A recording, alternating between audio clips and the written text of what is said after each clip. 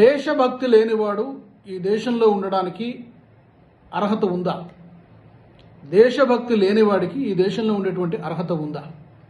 మన జాతీయ గీతం కానీ, మన జాతీయ గేయం కానీ, మన జాతీయ జెండాను కానీ అగౌరవపరిచిన వాడికి లేదా అవమానించిన వాళ్ళకి, అది ఎవరైనా కావచ్చు, సామాన్య పౌరుడు కావచ్చు, వివిఐపీలు కావచ్చు, రాజకీయ నాయకులు కావచ్చు, ఎమ్మెల్యేలు, ఎంపీలు, ఎమ్మెల్సీలు ఎవరైనా కావచ్చు, ఈ మూడింటిని అవమానిస్తే లేదా అగౌరవపరిస్తే వాళ్ళకి దేశంలో ఉండేటువంటి అర్హత ఉందా? నా దృష్టిలో డెఫినెట్గా లేదు అని చెప్తాను. ఇప్పుడు ఎందుకు మాట్లాడుతున్నాం అంటే, తెలంగాణ అసెంబ్లీ సమావేశాలు మొదలయ్యాయి. వందే మాతర గేయం పాడుతూ ఉన్నారు సంప్రదాయం ప్రకారం. ఒక పక్క మిగిలిన ఎమ్మెల్యేలందరూ కూడా వందే మాతర గేయాన్ని ఆలపిస్తూ ఉన్నారు. కానీ ఏఐఎంఐఎం పార్టీకి చెందిన ఎమ్మెల్యేలు మాత్రం మొదలైందో లేదో వందే మాతర గేయం అట్నుంచి అట్టే బయటికి వెళ్ళిపోతున్నారు. అంటే దీని ఉద్దేశం ఏంటి?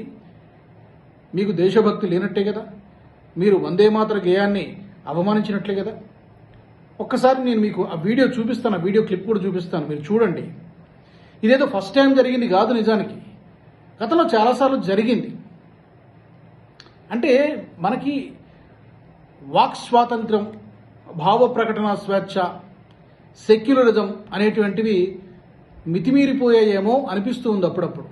వీటి ముసుగులో మేము ఏమైనా చేయొచ్చు, ఏమైనా మాట్లాడేయచ్చు అని చాలామంది రాజకీయ నాయకులు అనుకుంటారు. నేను ముందే చెప్పినట్టుగా ఇది ఎవరు చేసినా తప్పే.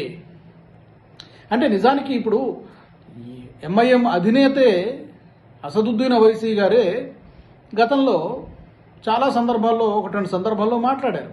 నేను భారత్ మాతాకి జై అనమని ఏ రాజ్యాంగంలో రాసిందని మాట్లాడతారు. అంటే ప్రతిదానికి చట్టం చేస్తేనే మీరు నిలబడతారా? ఇప్పుడు ఒక భారతీయ పౌరుడిగా ఈ దేశ జాతీయ గేయానికి, జాతీయ గీతానికి, జనగణమన కానీ, వందే మాతరం కానీ, లేదా మన జాతీయ జెండా కానీ సెల్యూట్ చేయడము, దాన్ని గౌరవించడం మన కనీస బాధ్యత కాదా?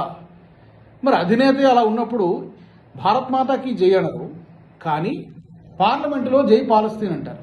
మరి ఇది ఎక్కడ దేశభక్తి మనకు అర్థం కాదు. మరి ఆయన ఇప్పుడు ఎంపీ, మెంబర్ ఆఫ్ పార్లమెంట్గా ఉన్నారు. ఇది నిజంగా దురదృష్టకరం. ఎంఐఎం ఎమ్మెల్యేలు ఇలా చేయడం ఇది మొదటిసారి కాదు. అధినేత అలా ఉన్నప్పుడు ఆ పార్టీకి చెందిన నేతలు ఇలాగే ఉంటారు. ఇంకంతకంటే మనం పెద్ద గొప్పగా ఎక్స్పెక్ట్ చేయడానికి ఏం లేదు. దురదృష్టం ఏంటంటే ఇలాంటి వారిపైన మరి పెద్ద సీరియస్గా పట్టించుకోరు. ఇలాంటివి చూసినప్పుడు నాకు అనిపిస్తుంది ఏంటంటే, మన దేశంలో కూడా చైనా లాగా, నార్త్ కొరియా లాగా కొన్ని కఠినమైనటువంటి నిబంధనలు ఉండాలేమో ఇలాంటి పర్టికులర్ ఈ విషయంలో అన్నింటిలో కాదు అని అనిపిస్తుంది. మీకేమనిపిస్తుంది? ఎంఐఎం నేతలు అవమానపరిచినటువంటి తీరు పట్ల మీకేమనిపిస్తుంది? కామెంట్స్లో పెట్టండి.